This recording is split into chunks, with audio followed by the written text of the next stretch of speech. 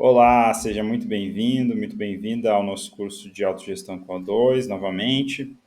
Hoje nós vamos ter uma aula mais voltada para uma visão geral da organização orgânica, para que você compreenda aí de forma ampla, né, os principais elementos dessa abordagem para autogestão. Então, a gente já falou um pouco sobre a importância de reinventarmos a lógica da cadeia de comando, superar esse paradigma, e você também já compreende por que é necessária uma mudança para a autogestão nos tempos que a gente vive, né? E hoje a gente vai falar, então, sobre a O2 em si. A O2 ela pode ser vista como um catalisador para a autogestão, ou um conjunto de práticas, né, estruturados na forma de meta-acordos, que é um termo que a gente utiliza, junto com uma biblioteca de padrões e antipadrões, né?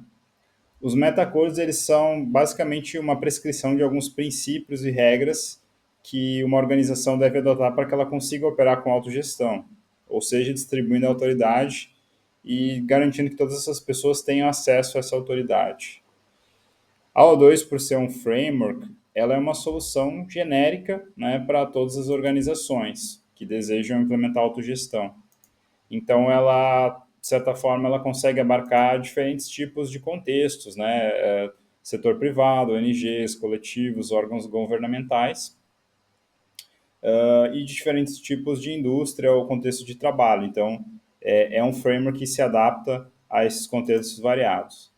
Ao mesmo tempo, para a gente, é importante que definir também o que a gente chama de uma organização, porque esse é um pré-requisito para utilizar o 2, né? Então, a gente entende uma organização como um organismo, né, um corpo coletivo que ele possui uma fronteira clara com o mundo exterior. Então, a organização, ela, por consequência, ela exclui pessoas, né? Tem pessoas que fazem parte, tem pessoas que não fazem parte, né?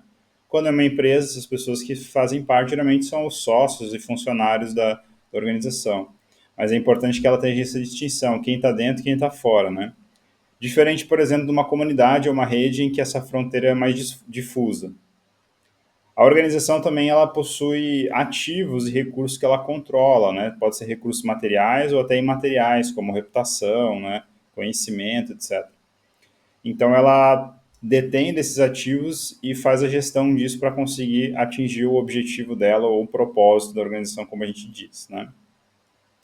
Então, um dos pré-requisitos para você é para adotar a 2 é justamente ter uma organização, né? Fazer parte de uma organização, né? Então, a O2 não foi pensada para redes, para outros tipos de estrutura mais fluidos, né?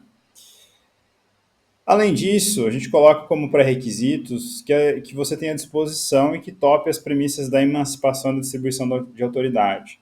Então, como vocês vão ver ao longo do curso, a O2 ela desafia muitas premissas bem enraizadas da gestão tradicional. Então, é necessário uma dose de coragem para experimentar e também bastante disposição, né, justamente para encarar os desafios, né? Muitas coisas são construídas em cada organização, tem bastante coisa pronta, mas muita coisa você vai ter que enfrentar no seu contexto, desafios, aprender fazendo, né?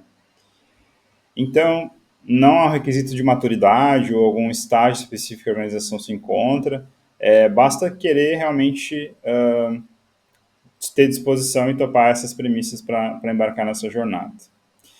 Quando a gente fala de princípios básicos, né, o que estrutura o O2, a gente tem dois principais princípios, né, que são pilares aí da autogestão na nossa perspectiva. Um deles é o de acordos explícitos. Então, para a gente é muito importante tornar explícito, geralmente na forma escrita, todos os acordos sobre o uso de poder e autoridade de uma organização.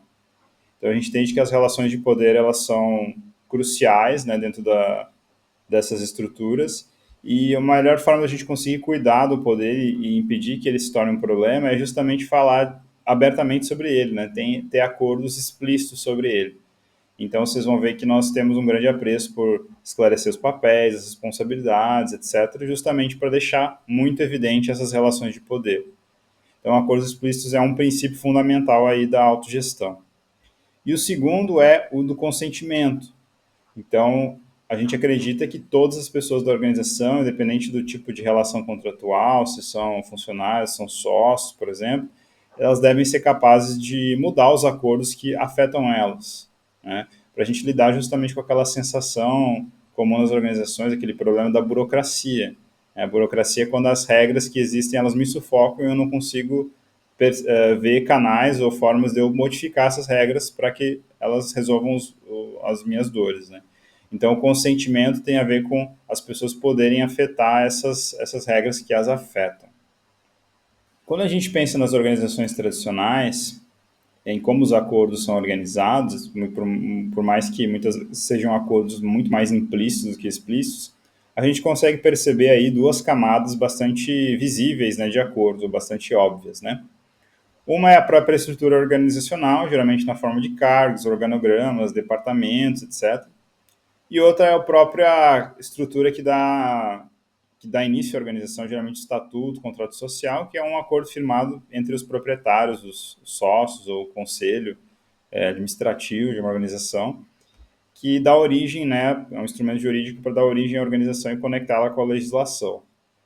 Então, essas duas camadas, elas, de certa forma, estão conectadas, porque a partir do Estatuto do Contrato Social, a organização define quem é o presidente, quem é o CEO, quem está no topo da pirâmide, e essa pessoa pode convidar outras pessoas para estar em outras posições, e aí sim se estrutura a organização a partir do princípio da cadeia de comando, que a gente conhece muito bem. A gente acredita que essa estrutura de acordos ela é ruim, porque não só pela própria estrutura hierárquica, mas porque não fica muito claro como é que os acordos podem ser modificados, como é que essa estrutura pode evoluir. E quando a gente trabalha com a 2, nós introduzimos uma nova camada de acordos, que a gente chama de meta-acordos, que ela está entre essas duas. Então você continua tendo estatuto, contrato social, etc., mas você tem um conjunto de acordos que ajudam você a adaptar a estrutura organizacional. A gente entende que a estrutura precisa evoluir frente às demandas do mercado, do ambiente que a organização se encontra, e, portanto, tem que ter essa adaptação rápida.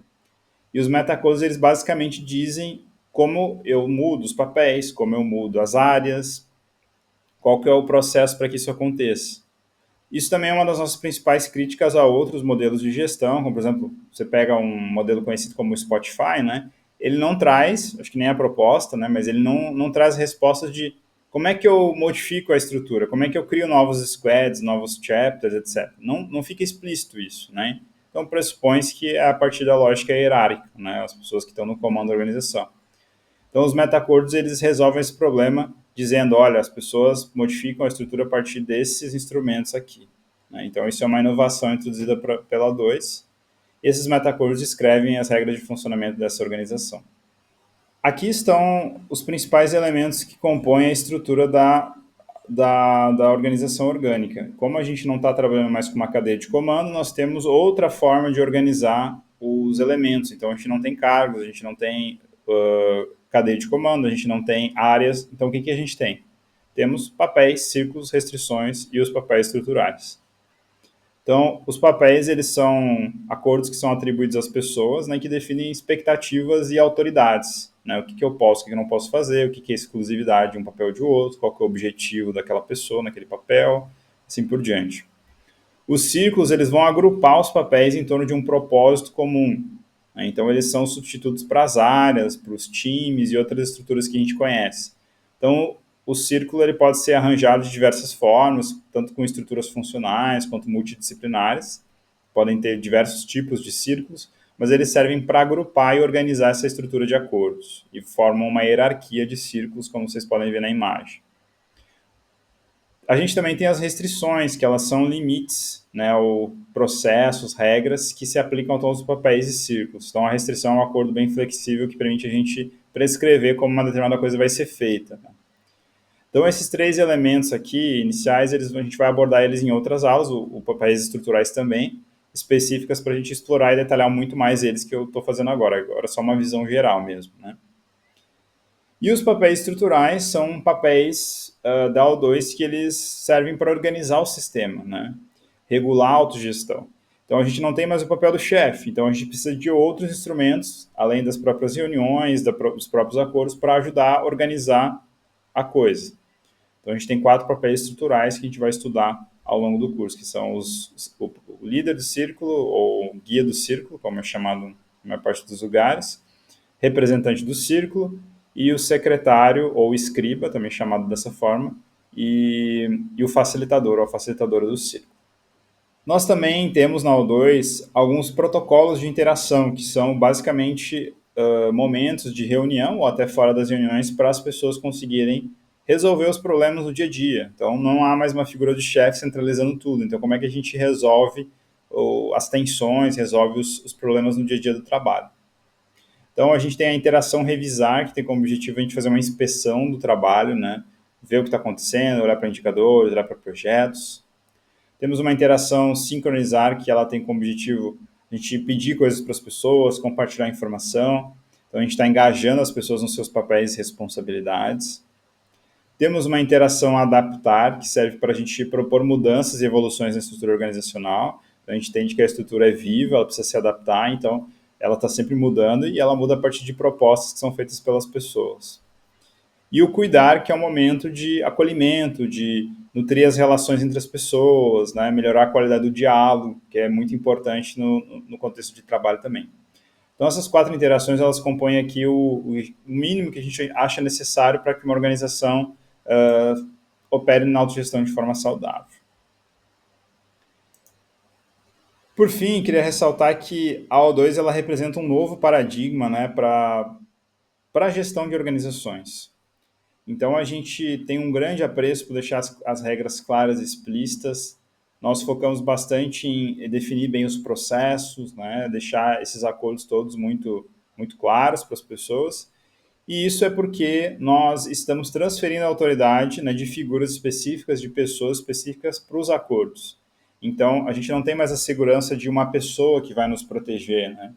E, claro, isso leva um tempo para adaptação, né? É um desafio conseguir chegar nesse lugar, mas é possível, e ao chegar nesse lugar temos então um poder muito grande nos acordos. Então o que está escrito tem um peso muito grande, esses acordos que compõem a estrutura. Então a gente vai ter até às vezes uma quantidade de acordos numa organização autogerida maior do que numa organização hierárquica, porque na organização hierárquica, no final, os acordos não valem tanto assim. O que vale é a palavra do chefe, a palavra de quem está no poder naquele momento. Então, essa é a mudança de paradigma que a gente almeja, e isso que quando os acordos valem mais do que a palavra das pessoas, de algumas pessoas que eram antes figuras de autoridade, a gente tem um bom indício de que estamos no caminho certo para a autogestão. Então é isso, espero que você tenha gostado aí da aula. Nós vamos ter muitas outras aulas na sequência dessa, como de tensões criativas, vamos aprofundar em cada um desses elementos que a gente citou hoje, e estamos à disposição aqui para você, para tirar dúvidas, comente aí no vídeo, né? Faça suas perguntas para a gente poder interagir. Valeu, obrigado pela presença até agora.